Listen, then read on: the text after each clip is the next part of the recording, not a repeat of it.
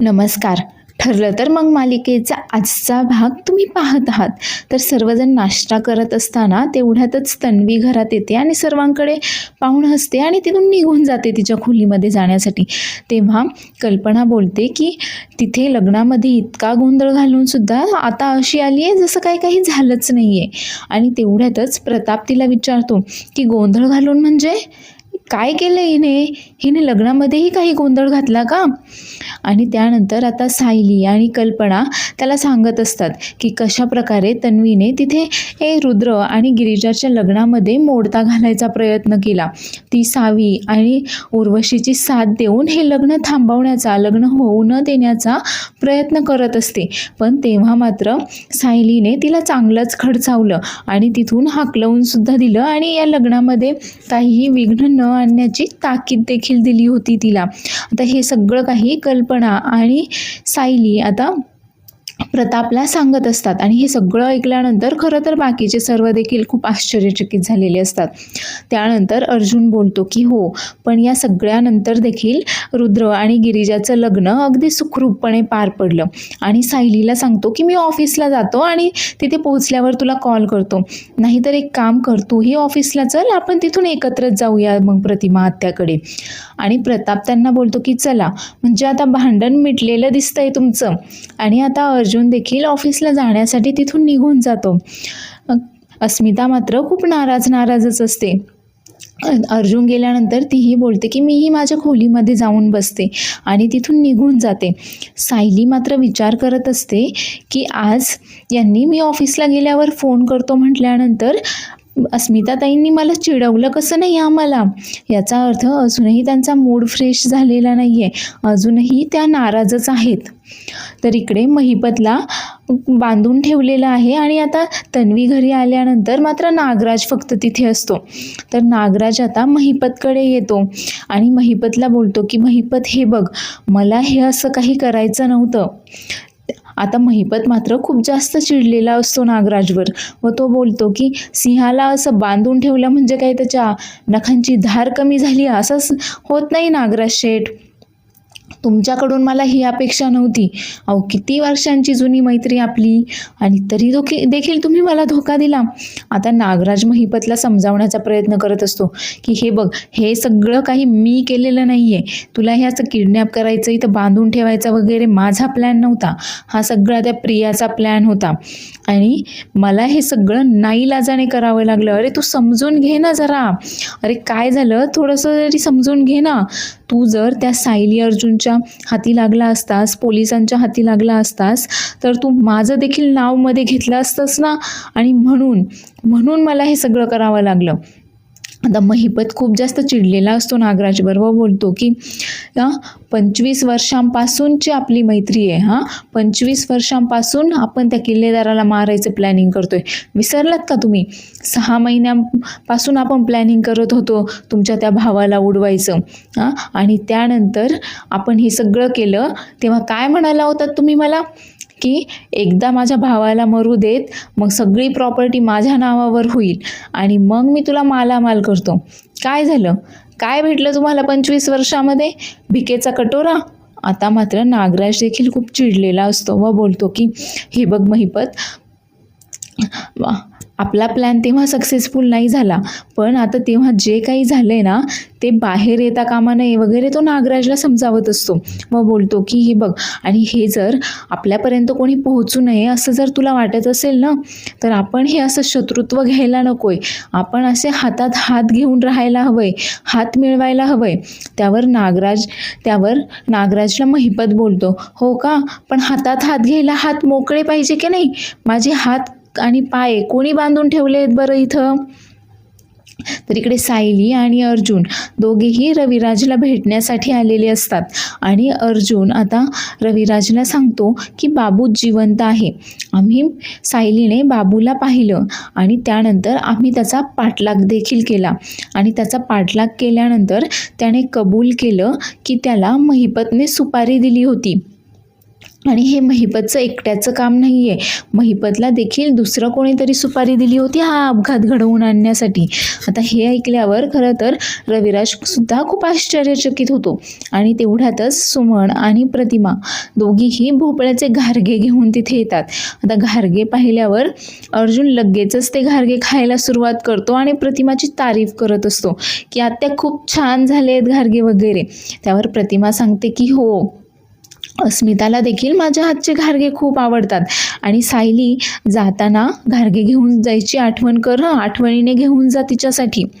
आणि प्रतिमा बोलते की मी जाते आता. त्यावर रविराज सांगतो की थांब तू, हे काम काही आमचं नाही आहे, आपलं सगळ्यांचं आहे, त्यामुळे तू बैस इथे. आता सुमन तिथून जाणार तेवढ्यात रविराज तिलाही थांबवतो व बोलतो की सुमन तूही थांब इथे. आणि आता त्यांचं पुढचं डिस्कशन सुरू असतं. आता सुमन आणि प्रतिमा दोघीही खूप आश्चर्यचकित झालेले असतात की आता ह्यांना का बरं थांबवलं, ह्यांचं काय काम आहे. त्यानंतर अर्जुन पुढे सांगतो की हो, बाबू जिवंत आहे आणि बाबूनेच आम्हाला सांगितलं आहे की त्याला महिपतकडून सुपारी मिळाली होती तुमचा ॲक्सिडेंट करवून आणण्याची. तुम्हाला तिघांनाही ठार जीवे मारण्याचा प्लॅन होता त्याचा. आणि यामध्ये महिपत एकटा नाही आहे, त्याचा कोणीतरी साथीदार आहे ज्याने की महिपतला सुपारी दिली होती आणि म्हणून त्याने हे सगळं काही घडवून आणलं. आणि तेवढ्यातच नागराज तिथे घरात येतो आणि महिपतबद्दल यांचं काय बोलणं चाललं आहे हे बाजूलाच उभं राहून सगळं काही ऐकत असतो. तेवढ्यात सायली आणि अर्जुन रविराजला विचारत असतात की या महिपतशी तुमची काही जुनी ओळख वगैरे किंवा तुम्ही त्याला काही नुकसान पोहोचवले वगैरे असं काही आहे का, किंवा कोणी तुमचा एखादा असा शत्रू वगैरे आहे का की ज्याने महिपतला ही सुपारी दिली असेल, किंवा मग महिपतचाच एखादा मित्र वगैरे असेल तो, ज्याची की तुमच्याशी काही दुश्मनी वगैरे असेल. तर नागराज आता बाजूलाच उभं राहून हे सगळं काही ऐकत असतो. आणि खरं तर आता हे महिपतच्या जवळ जाऊन पोहोचले ते म्हटल्यानंतर तोही खूप जास्त घाबरलेला असतो. तर सायली रविराजला विचारत असते की कदाचित हा महिपतचा एखादा मित्र वगैरे देखील असू शकतो की ज्याला तुमच्याकडून सूड घ्यायचा असेल, किंवा तुमचा एखादा केसमधील माणूस वगैरे असू शकतो की ज्याला तुमच्यामुळे शिक्षा झाली आहे वगैरे. आणि तेवढ्यातच सुमनचं लक्ष नागराजकडे जातं. तर सुमन आता विचारत असते की यांनी आता हे सगळं काही ऐकायला नकोय. आणि तेवढ्यातच नागराज तिथे येतो आणि ते घारगे पाहून तोही ते घारगे खायला घेतो आणि बोलतो की हे काय घारगे बनवलेत. पण आता सुमन मात्र खूप घाबरलेली असते. त्यावर सायली तिला विचारते देखील की सुमन काकू, तुम्हाला काय झालं, तुम्ही इतक्या का अस्वस्थ आहात. त्यावर सुमन सांगते की नाही, काही नाही. नागराज मात्र खूप रागानेच तिच्याकडे पाहतो. आणि तेवढ्यातच सुमन त्याला बोलते की हो चला ना, तुम्ही फ्रेश होऊन घ्या, मी तुमच्यासाठी टॉवेल वगैरे काढून देते. त्यावर नागराज बोलतो की नाही नाही, अगं मला थोडा वेळ यांच्याशी बोलू देत. आणि ते ॲक्सिडेंटबद्दल काय बोलत होतात बरं तुम्ही. आता आपली तन्वीसुद्धा केव्हा सापडली आहे, वहिनीची स्मृतीसुद्धा परत आली आहे, मग कशाला ना त्या ॲक्सिडेंटच्या जुन्या आठवणी, एवढ्या वाईट आठवणी कशाला इतक्या दिवसांनी आठवत बसायच्या, असं मी म्हणत होतो. आता रविराजचं सगळं लक्ष मात्र नागराजकडेच असतं. आता सुमन मात्र नागराजला तिथून घालवून लावायचा प्रयत्न करत असते, त्याने पुढचं काही ऐकू नये म्हणून. पण नागराज बोलतो की अगं सायली आणि अर्जुन किती दिवसांनी आपल्या घरी आले आहेत, अगं थांब थोडं, मला त्यांच्याशी थोड्या निवांत गप्पा तरी मारू देत, मग फ्रेश होतो मी. तेवढ्यातच रविराज बोलतो की हो, आणि तू सुद्धा खूप वेळाने घरी आलायस, असं नाही वाटत आहे का तुला. जाऊन फ्रेश हो, मला तुझ्याशी थोडंसं बोलायचं आहे, त्यानंतर बोलूयात आपण. त्यावर नागराज विचारतो की महत्त्वाचं, माझ्याशी काय महत्त्वाचं बोलायचं आहे दादा तुला, बोल ना आत्ताच. त्यावर रविराज त्याला सांगतो की नाही, तू फ्रेश होऊ नये, मग बोलतो मी तुझ्याशी, मलाही तुझ्याशी खूप काही बोलायचं आहे. आणि त्यानंतर नागराज तिथनं गेल्यानंतर रविराज अर्जुनला सांगतो की अर्जुन, त्या सगळ्या काही केसच्या फाईल्स माझ्या रूममध्ये आहेत, आपण माझ्या रूममध्ये जाऊन बोलूयात. आणि आता सायली, अर्जुन आणि रविराजच्या खोलीमध्ये जातात त्या सगळ्या केसच्या फाईल्स पाहण्यासाठी. तर सुमन विचार करत असते की त्या अपघाताबद्दल आणि महिपतबद्दल ऐकल्यानंतर यांचा चेहरा असा का झाला होता. म्हणजे फक्त महिपतशीच नाही तर कदाचित या ॲक्सिडेंटशी देखील त्यांचा काहीतरी संबंध आहे. मला यांच्याशी बोलायलाच हवं आहे. आणि सुमन आता नागराजशी बोलायला येते महिपतबद्दल आणि त्या अपघाताबद्दल. तर नागराज इकडे तयारी करत असतो आणि सुमन येताच तिला विचारतो की चहा आणलास का माझ्यासाठी. त्यावर सुमन बोलते की थोड्या वेळात आणेन मी. त्यावर नागराज बोलतो की थोड्या वेळात नाही, मला आत्ताच पाहिजे. सुमन मात्र खूप चिडलेली असते नागराजवर व त्याला विचारते की नक्की तुमचं काय चाललंय. मला एक गोष्ट सांगा की महिपत गायब झालाय, तो कुठे आहे ते माहीत आहे का तुम्हाला? तुम्ही अजूनही त्या महिपतच्या कॉन्टॅक्टमध्ये आहात ना? आता मात्र नागराज महिपतचं नाव ऐकल्यावर खूप जास्त चिडतो आणि तो आता सुमनचं तोंड दाबतो आणि तिला बोलतो की जास्तच बोलायला लागली आहेस तू. त्या दिवशी मला काही विनाकारण काम नसतानाही मुद्दाम तिकडे ठाण्याला तुझ्या आत्याकडे पाठवलं आणि आता देखील मी खाली त्यांच्याशी बोलत होतो तर मला तिथून घालवून लावायचा प्रयत्न करत होतीस. तुला काय वाटतंय की मला काही समजत नाही आहे वगैरे? जास्तच जीभ चालायला लागली आहे तुझी वगैरे, तो आता असं तिला बोलत असतो. त्यावर आता सुमन त्याला सांगत असते की हे पहा, तुम्हाला जर महिपतबद्दल खरंच काही माहिती असेल तर तुम्ही भाऊजींना सांगून टाका. पण नागराज तिला ढकलून देतो व तोंड बंद ठेवायची धमकी देतो. तर इकडे नागराज आता घरी गेल्यामुळे तन्वी मात्र आवरून परत एकदा इथे महिपतवर लक्ष ठेवण्यासाठी आलेली असते आणि तिला पाहिल्यानंतर महिपत विचार करतो की या पोरीला तर मला डोळ्या देखत सुद्धा पाहवत नाहीये, पण काय करणार, इथून जर सुटायचं असेल ना तर तिच्याशी गोड बोलावंच लागेल. तर तन्वी मात्र विचार करत असते की हा जर सुटला ना आता तर मग माझं काही खरं नाही, हा मला जिवंत सुद्धा सोडणार नाही. नाही, असं काहीही होता कामा नये, मला याच्याशी व्यवस्थित बोलावंच लागेल. आणि तन्वी आता महिपतशी बोलायला जाते आणि त्याला बोलते की ऐका ना अण्णा सर, सॉरी म्हणजे आम्ही तुम्हाला हे असं किडनॅप केलं आहे, इथे बांधून ठेवलं आहे, पण मी खरं सांगते हा काही माझा प्लॅन नव्हता, उलट हा सगळा त्या नागराज काकांचा प्लॅन होता. तेच बोलले की तुम्हाला इथे असं बांधून ठेवायचं वगैरे. मी त्यांना सांगितलं की अण्णा सरांना कसं काय आपण असं किडनॅप करणार, बांधून ठेवणार वगैरे, पण त्यांनी माझं काही देखील ऐकलं नाही आणि त्यांच्यामुळेच आज तुम्ही इथे बांधून ठेवलेले आहात वगैरे. तर महिपत खूप चिडतो तिच्यावर व बोलतो की काय काय म्हणालीस तू? सॉरी, तुला सांगतो मी, एकदा 10 वर्षांपूर्वी एका माणसाने माझ्यावर केस केली होती आणि मग माझ्या माणसांनी त्याला धरला, माझ्यासमोर आणला आणि तेव्हा तो मला हेच बोलला, खरंच सॉरी. मग मी त्याचे 32 तुकडे केले होते कुऱ्हाडीने. आणि एकदा माझी साक्षी कॉलेजला जात असताना एका पोराने तिची छेड काढली.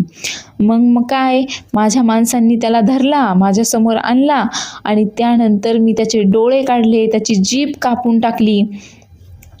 आणि तुला सांगतो की माझ्याच एका माणसाने माझे पैसे चोरले होते.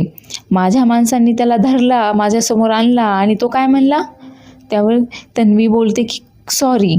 त्यावर महिपत बोलतो की नाही, खरंच सॉरी, असं बोलला तो. आणि त्यानंतर मात्र मी 40 किलोचा दगड त्याच्या गळ्यात बांधला आणि त्याला तलावात नेऊन टाकला. आणि तू बस इथं बस. त्यावर तन्वी आता हे सगळं ऐकून खूप घाबरून गेलेली असते. आता तन्वी तिथे खुर्चीवर बसते तेव्हा महिपत तिला विचारतो की बघ ना, मग तुला मी चॉईस देतो, चल, ते परीक्षेत नसतं का आपल्याला चॉईस देतात, तशी चॉईस देतो मी तुला. तू कसं मरणार?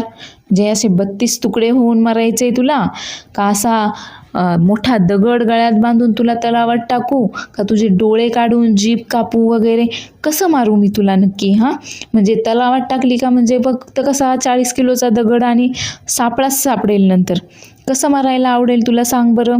आता हे सगळं ऐकल्यानंतर तन्वी मात्र खूप जास्त घाबरून गेलेली असते आणि ती महिपतला समजावण्याचा प्रयत्न करत असते की यामध्ये माझा काहीच हात नाही आहे, हे जे कोणी केलं आहे ते सगळं नागराजने केलं आहे वगैरे.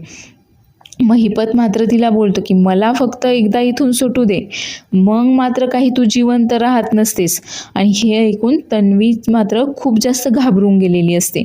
तर इकडे रविराज, अर्जुन आणि सायली तिघेही आता ज्या केसेसमध्ये रविराजने गुन्हेगारांना शिक्षा घडवून आणली आहे अशा केसेसच्या फाईल्स पाहत असतात आणि त्याबद्दलच त्यांचं डिस्कशन चाललेलं असतं.